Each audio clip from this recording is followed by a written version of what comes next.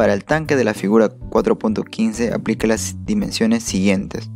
Bien, aquí nos muestran los datos de una altura h1, una altura h2, un ancho que representamos con W y un peso específico de 9.81 kN sobre metro cúbico, que viene a ser del agua. Bien, aquí mostramos la figura y pues con todas las características y datos que nos vienen dados en la parte inicial, ¿no? Nos pide que calculemos los componentes horizontal y vertical de la fuerza resultante sobre la superficie curva y la fuerza resultante en sí. Muestre estos vectores de fuerza en un bosquejo. Bien, nos pide calcular la fuerza resultante en esta superficie curva, que viene a ser especialmente en el área A2. Aquí, en esta parte, se recomienda que sigamos los pasos mostrados en el libro. Primero, aísle el volumen del fluido que está por encima de las superficies. 2. Calcule el peso del volumen aislado. 3. La magnitud de la componente vertical de la fuerza resultante es igual al peso del volumen aislado que actúa en la línea con el centroide del volumen aislado. 4. Dibuje una proyección de la superficie curva sobre un plano vertical y determine su altura, llamada pues S. Calcule la profundidad hasta el centroide del área proyectada a partir de la siguiente ecuación. Calcule la magnitud de la componente horizontal de la fuerza resultante con base en, también a la siguiente ecuación. 7. Calcule la profundidad hasta la línea de acción de la componente horizontal a partir de esta ecuación. 8. Calcule la fuerza resultante con base en, a esta ecuación. 9. Calcule el ángulo de inclinación de la fuerza resultante con la componente horizontal a partir de esta ecuación. 10. Muestre la fuerza resultante que actúa sobre la superficie curva en una dirección tal que su línea de acción pasa a través del centro de curvatura de superficie. Resolución. Usando los pasos descritos anteriormente, primero, aísle el volumen ubicado encima de la superficie curva como se muestra en la figura. 2. El peso del volumen aislado es el producto del peso específico del agua por el volumen. El volumen es el producto del área por la longitud W. El área total es la suma de un rectángulo y un cuarto de círculo o cuadrante. Como podemos apreciar aquí en la figura, tenemos dos figuras diferentes, que vienen a ser un cuadrante y un cuadrado, ¿no? Para esto vamos a proceder a hacer los cálculos que ya hemos citado en la parte 2. Primero calculamos el área compuesta, que vienen a ser dichas áreas, y pues simplemente pasamos a reemplazar los datos. Obteniendo estos como resultado vamos a tener 6.627 metros. ¿Y cómo calculamos el volumen? Pues simplemente el área por el ancho, que viene a ser el producto de ambos, y esto resulta 15.67 metros cúbicos. Para calcular el peso o la fuerza prácticamente que actúa sobre todo el cuerpo, esto es multiplicado el peso específico por el volumen, que reemplazándola en la ecuación vamos a obtener 153.7 kN. Esto es la fuerza vertical que actúa en la línea del centroide, que ya lo vamos a ver posteriormente. Este peso, como les comentaba, va a tener una reacción que va a ser una fuerza vertical hacia arriba. Bien, aquí tenemos una proyección vertical de la superficie curva, en el cual vamos a obtener la altura S, como lo mencioné en la parte, en los pasos, es de 1.5 metros y una altura total de 4.5 metros con especificación de 2.5 metros de ancho.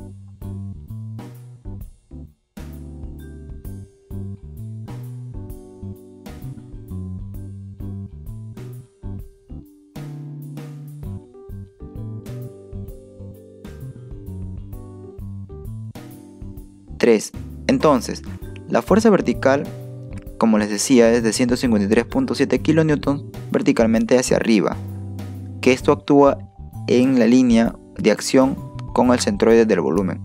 La ubicación del centroide se encuentra utilizando la técnica del área compuesta, como se muestra en la figura. Para obtener más datos, cada valor debería ser obvio, excepto x2, que es la ubicación del centroide del cuadrante, de acuerdo a la apéndice L, ¿no? Bien, en esta parte nos dice que prácticamente el x2 es poco conocido, ¿no? Porque es el centroide de un cuadrante. Pero ¿cómo se calcula el centroide de un cuadrante? Es la constante de 0.424 multiplicado por un R.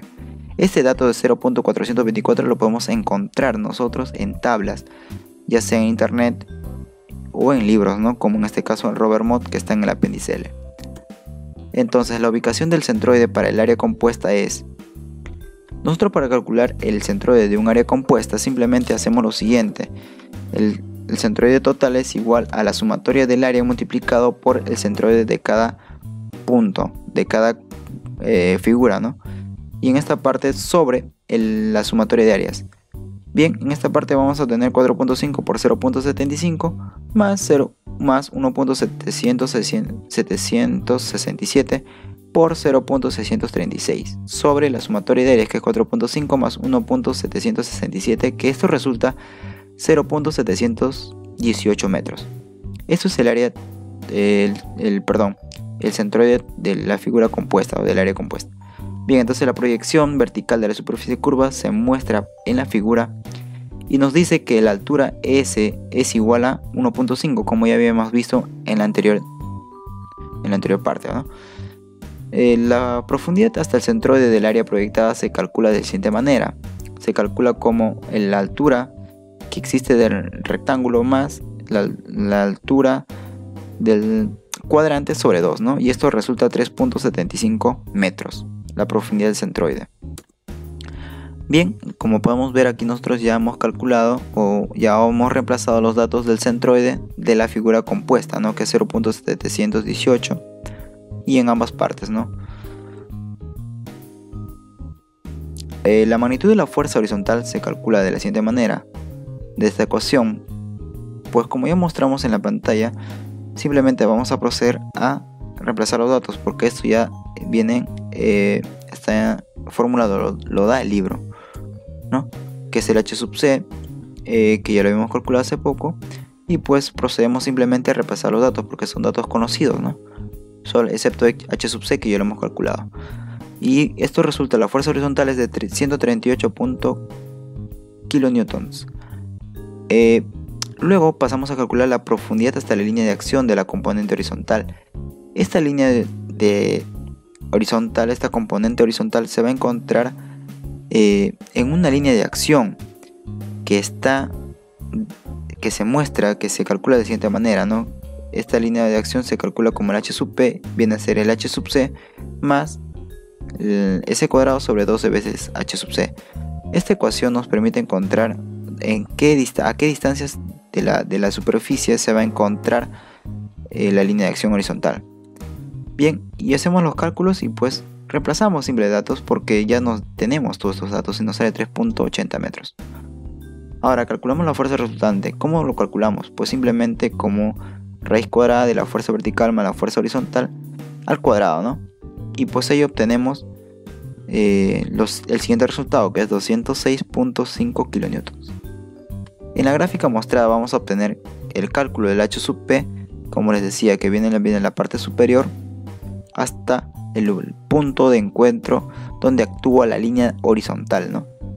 Que a la vez esto va a estar proyectado hasta el centroide, ¿no?